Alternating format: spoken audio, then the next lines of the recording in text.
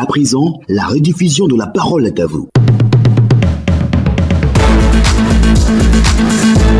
500 volontaires sur 725 Ivoiriens enregistrés présents actuellement en Tunisie veulent retourner en Côte d'Ivoire. Une décision prise suite à la vague d'expulsions et de violences dont sont victimes les non-nationaux dans ce pays. Les violences sont nées après les déclarations du président tunisien sur l'immigration illégale. Le gouvernement ivoirien prend toutes les dispositions pour faciliter le retour de nos compatriotes. En plus des avions affrétés, une aide financière d'un peu plus d'1 milliard de francs CFA sera décaissée en vue de faciliter leur réintégration une fois sur le sol ivoirien. Quel commentaire faites-vous de cette décision du gouvernement? 27 20 25 44 48, 27 20 24 27 87. Premier Charles, vous nous appelez de beaux noms. Je m'appelle de beaux noms.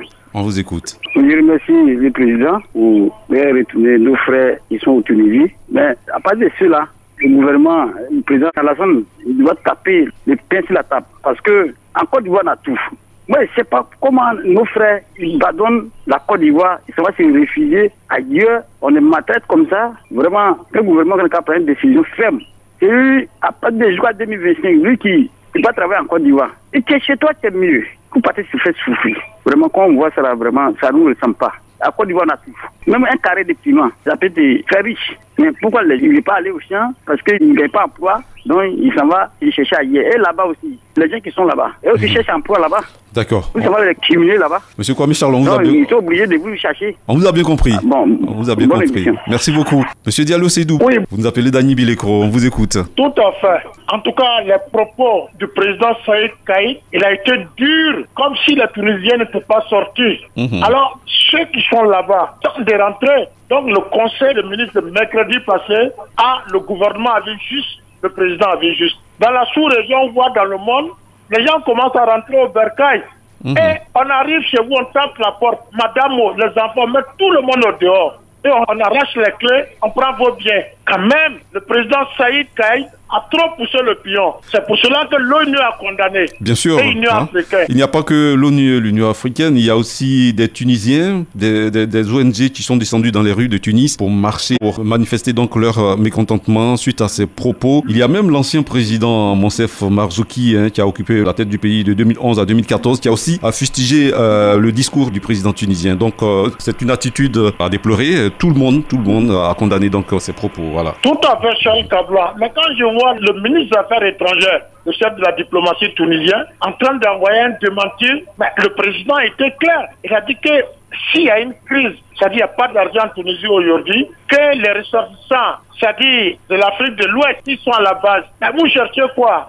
La Côte d'Ivoire est un bon pays. Et à la tête, un grand président, un homme d'État. Que les Ivoiriens acceptent de rentrer au bercail. En tout cas, merci au gouvernement ivoirien. Merci, monsieur le président de la République de Côte d'Ivoire. Un grand, il a vu loin. En tout cas, les propos de Saïd Kaïd, c'est vrai en tant que citoyen ivoirien. Moi-même, je le condamne. Tunisie est un grand pays avec le président Habib Bourguiba, Charles Cabran. Oui. Merci à vous. Merci à Salih Siloué qu'on a fait bon vendredi qu'Allah nous protège. Merci beaucoup, Diallo Seydou, depuis Agni Bilekro. Alors, c'est clair, les propos du président tunisien qui avait prôné des mesures urgentes contre l'immigration clandestine de ressortissants de pays d'Afrique subsaharienne, affirmant que leur présence en Tunisie était source de violences, de crimes et d'actes inacceptables. Des propos unanimement condamnés par toute la communauté internationale, même par des Tunisiens, des ONG tunisiens, on l'a dit, ont donc procédé à des marches de protestation dans les rues de Tunis pour dénoncer ces propos on ne peut plus racistes du président tunisien Kaïs Saïed. Douan Denis, vous appelez de Saint-Fra. Bon, je voudrais d'abord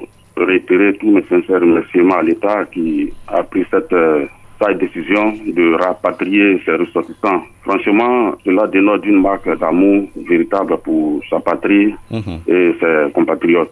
Maintenant, pour le processus de réinsertion de nos frères rapatriés, le gouvernement, je pense qu'il doit commencer par recenser les besoins, les désirs en termes de l'entrepreneuriat. Ensuite, mettre à leur disposition des formations relatives aux entreprises qu'ils auront choisi de réaliser. Et puis, il va falloir aussi financer ces entreprises.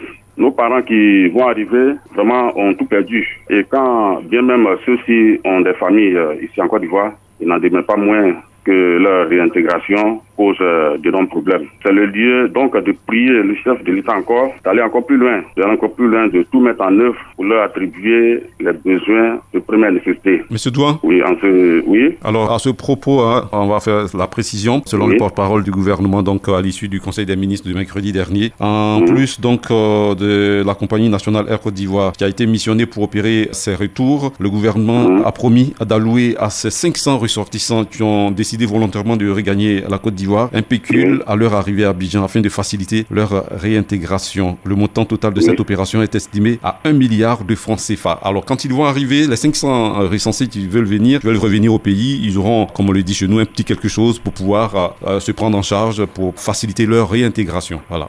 Je pense que votre préoccupation a été prise en compte par le gouvernement. Merci beaucoup, M. Douan Denis, depuis Saint-Fra. Zandro Isidore, vous nous appelez de Iré, Kagbe. Voilà, on vous écoute, M. Zandro. Ok, je voudrais dire merci au président pour ce qui se passe, la situation actuelle. On le connaît très bien et vraiment, c'est quelqu'un qui a un bon cœur. Il laisse pas ses enfants dans les problèmes. Je voudrais lui dire merci pour cette situation. Mais en même temps, au plan international, qui revoit avec la Tunisie. Parce que ce qui se passe, ce n'est pas normal. Chasser des étrangers et chez nous ici. Si on veut chasser, c'est là on met ça en politique, on dit la Côte d'Ivoire n'est pas bonne. Ce n'est pas bien, ils n'ont qu'à revoir ça. Au niveau international, ce n'est pas bon. Je crois que, M. Zandro, je crois que il faut laisser la diplomatie faire son travail. Je crois hier, jeudi, les deux ministres des Affaires étrangères, celle de la Côte d'Ivoire, Mme Kandia Camara, et le ministre des Affaires étrangères de la Tunisie se sont entretenus. Je crois que la diplomatie est en train de faire son travail. Le ministre des Affaires étrangères tunisien a promis de mettre tout en œuvre pour protéger les ressortissants ivoiriens sur le sol tunisien. Je pense que ce côté, laissons les choses se faire de façon subtile. Ok, c'est aussi ça la diplomatie, M. Zandro Isidore. Merci beaucoup. Abadou Antoine, vous nous appelez de la capitale du Saint-Louis à Boisseau. Ça, oui. On vous écoute. Je voudrais entendre merci au président. Et puis, je dis aussi qu'il y a des moments où il faut réagir comme les autres réagissent. Parce que c'est pas la première fois. Même Tunisiens a porté main, encore habillé ici une année. Je ne vais pas arriver quelque part. Monsieur Badou. On va rester dans ça tout le temps. Comment? Monsieur Badou. Oui. Nous venons de dire que la diplomatie est en train de régler le problème. Faut pas encore mettre comme le dit, de l'huile sur le feu. C'est pas parce que écoutez-moi, monsieur Badou. C'est pas parce que certains Tunisiens, on l'a dit tout à l'heure, une vingtaine d'ONG tunisiennes ont dénoncé la montée d'un discours haineux. L'ancien président Monsef Marzouki, l'Union africaine, l'Union européenne, tout le monde a condamné les propos du président tunisien. Donc il faut pas rallumer, il faut pas mettre de l'huile sur le feu. La diplomatie va faire son travail. C'est pas parce que certains Tunisiens exercent des violences sur des ressortissants subsahariens qu'il faut emprunter le même chemin qu'eux. En ce moment, nous devenons comme eux. Donc il faut savoir raison garder. C'est vrai, ça fait mal de voir ses compatriotes être maltraités, mais il faut laisser la diplomatie faire son travail. On va pas pourchasser des Tunisiens en Côte d'Ivoire. Non, c'est pas de notre culture. La Côte d'Ivoire est un pays de paix. N'est-ce pas, monsieur Badou Antoine? Ok. Merci beaucoup. Ndri Blaise, vous êtes à Séguéla. Oui, c'est ça. La capitale du Haut-Rodougou. Tout à fait. On vous écoute, monsieur Ndri Blaise. Moi, je remercie tout d'abord le président de la République et Mme Kandia d'avoir cherché à faire rentrer les frères et sœurs en Côte d'Ivoire. Maintenant, je demande encore, si Mme Kandia peut rentrer le lieu, fait venir tous les 700 inscrits sur la liste, vraiment, ça va me plaire. C'est à témoin. Monsieur Ndri. C'est pas oui. Alors, ce sont des frères qui sont de l'autre côté, qui sont allés se chercher, comme on le dit, entre griffes. Le retour est volontaire. Le retour est volontaire. On ne peut pas obliger. C'est un retour volontaire. Alors, quand ces événements ont commencé, l'ambassade de la Côte d'Ivoire en Tunisie a lancé une opération de recensement et d'identification. À la fin de cette opération, il y a 725 Ivoiriens qui ont été identifiés, qui se sont inscrits. Et sur les 725, il y a 500 qui ont demandé volontairement de revenir au pays. On ne peut pas obliger les gens à revenir. Donc, ce sont ces 500 volontaires qui seront donc rapatriés. Tous ceux qui voulont de façon volontaire revenir seront donc rapatriés durant donc cette opération-là. Voilà, on ne peut pas obliger les autres à venir. En somme, en Côte d'Ivoire, on leur demande pardon de retourner. Ici, à tout ici. Si le chemin t'a échappé, mais tu peux te retourner. Je suis d'accord avec vous. Ton nom là, ça veut dire si ça va pas, tu peux retourner, puis tu reprends. Donc vraiment, merci beaucoup, bonne émission. Merci, Ndri Blaise. Conan Yao Marcel, vous nous appelez de Bemazo, c'est à Séguéla. Oui, exactement. On vous écoute, monsieur Conan. Selon mon avis, je ne comprends pas un peu la politique ivoirienne. En fait, ceux qui sont partis là, je pense qu'ils sont partis d'eux-mêmes. Et toujours la population pleure que l'avion est cher, tout cela. Bon, je ne vais pas à l'encontre de la décision du gouvernement. Mais ce qui est réel, normal à mon avis, c'est que décaisser au moins plus d'1 milliard pour ces personnes qui sont allées d'eux-mêmes, je pense que c'est beaucoup énorme. Cet argent-là, il y a des personnes qui en ont besoin, sont en Côte d'Ivoire, sont malades, on peut prendre cet argent pour les soutenir. On peut prendre cet argent aussi pour investir pour des personnes qui veulent monter des projets. Monsieur Konan. Bon, je vois un Monsieur peu... Konan. Oui. À votre avis, qu'est-ce qu'on devait faire? On doit laisser nos compatriotes en Tunisie à leur triste sort? Mais pourquoi est-ce qu'ils veulent décider de revenir? Bon, il n'aime pas... Là, il ne sait pas le motif, là. Vous ne suivez pas l'actualité, alors on va vous apporter des précisions, des informations. Alors, la communauté noire en Tunisie est victime de violences racistes. Après un discours tenu donc par leur président, qui a donc fustigé l'immigration clandestine. Et depuis lors, toute cette communauté noire qui vient de différents pays, en Tunisie, sont victimes de violences, d'autres sont expulsés de leur maison et tout. Alors chaque État décide de rapatrier ses compatriotes qui veulent vraiment revenir. Voilà un peu la situation. Sinon, ce montant est tellement énorme. Il faudrait qu'on pense à ceux qui sont déjà ici, qui veulent faire quelque chose. D'accord, ça n'engage que vous, M. Konan. On vous a bien compris. Merci beaucoup. Ok, c'est mon avis. Kwasi Yao Lucien, vous êtes à Buyo. Oui. Est-ce que vous pouvez faire un petit commentaire sur les propos de M. Konan? Vraiment là, c'est pas bien. C'est nos frères qui décidaient de retourner au pays. Donc, ce que le gouvernement a fait, c'est très bien. C'est une bonne chose. On pourrait réintégrer. Parce que si on les laisse comme ça, là, les 5 ans, ils n'ont pas voulu décider de retourner. C'est parce qu'il y a eu un programme, c'est pour ils ont vraiment décidé de retourner dans leur pays. Donc, s'ils viennent là, il faut les réintégrer dans la société pour que vraiment ils puissent travailler. Ils étaient là-bas, ils travaillaient, ils gagnaient de l'argent là-bas. Donc, moi, je pense que c'est une bonne chose. C'est très bien ce que le gouvernement et puis le ministère des Affaires doivent faire. Sinon, c'est bien, c'est très bon. Il ne faut pas y va dire non. Pourquoi l'État ne donne pas l'argent à ceux qui sont ici? Mais pourquoi il y a des flux qui sont disponibles? Si vous voulez, aller prendre vraiment monter des projets. D'accord. On va pas alimenter la polémique. On a bien compris, M. Kwasi Yao Lucien. Un tour sur notre page Facebook avec le message de Dosso Vassougou qui dit ceci: le gouvernement ivoirien prend une décision salutaire pour le retour des compatriotes dans notre pays, pour une réintégration sociale des volontaires. Une fois dans notre pays, l'État doit créer une cellule pour la prise en charge financière des projets des volontaires. M. Dosso Vassougou, depuis Azagui, je pense que c'est ce que le gouvernement fait. Un pécule leur donc sera alloué de leur retour pour faciliter donc leur réintégration dans la société ivoirienne. Bertin Toula, c'est une bonne décision de notre gouvernement que tous les pays subsahariens fassent comme la Côte d'Ivoire en aidant leurs ressortissants à retourner chez eux. C'est une situation vraiment déplorable. Depuis Divo, M. Baka Ernest, on vous écoute, M. Baka. Vraiment, c'est avec le cœur meurtri que je vous appelle. Parce que ce que les Tunisiens font là, c'est très grave.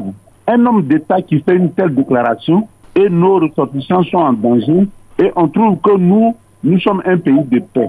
Ils n'ont qu'à se rappeler de Asek Kotoko. Monsieur Baka, oui. On comprend votre amertume, on comprend votre colère, on comprend votre cri de cœur. Nous sommes sur la radio nationale de Côte d'Ivoire. On ne va pas tenir des propos similaires à ceux tenus par le président Kaïs Sayed. Sinon, on emprunterait le même chemin que lui. Nous l'avons déjà dit. Il faut savoir raison garder, s'il vous plaît. Le président est un homme d'État. Ce n'est pas un homme de la rue qui a fait une telle déclaration. Il a tous ses sens au propre, au complet, et puis il a fait cette déclaration. Moi, je pense que, logiquement, on devrait réagir. Les Tunisiens aussi, ils n'ont qu'à les aider à rentrer chez eux. Ils ont leur pays. Nous, c'est notre pays à nous, la Côte d'Ivoire. On maltraite nos parents. Je vous le jure, toujours sur le fait, on voit des gens qui sont en train de maltraiter.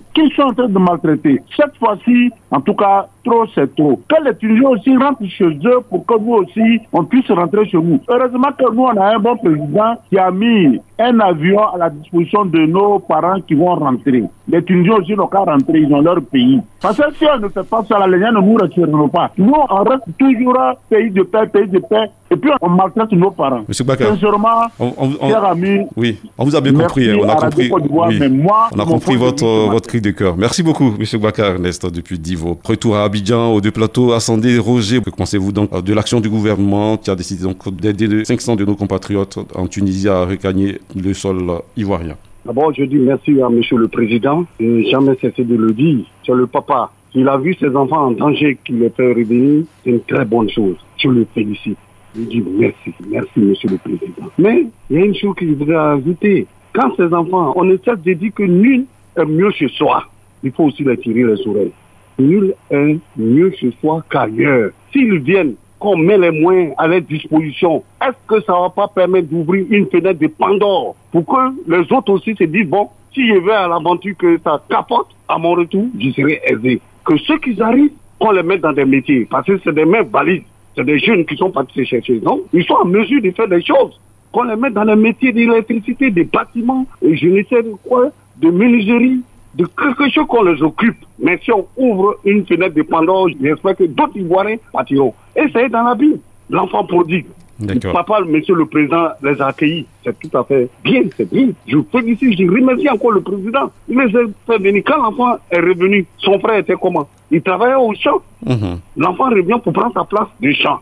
Mais si on ouvre pour dire que oui, l'enfant revient, il faut lui donner des millions, il faut lui donner des milliards pour l'installer. Mais moi aussi, j'irai au Maroc, en Gambie, quelque part, quand ça a capoté. C'est pas la première fois que ça capote. En Afrique du Sud, on a vu ça a capoté.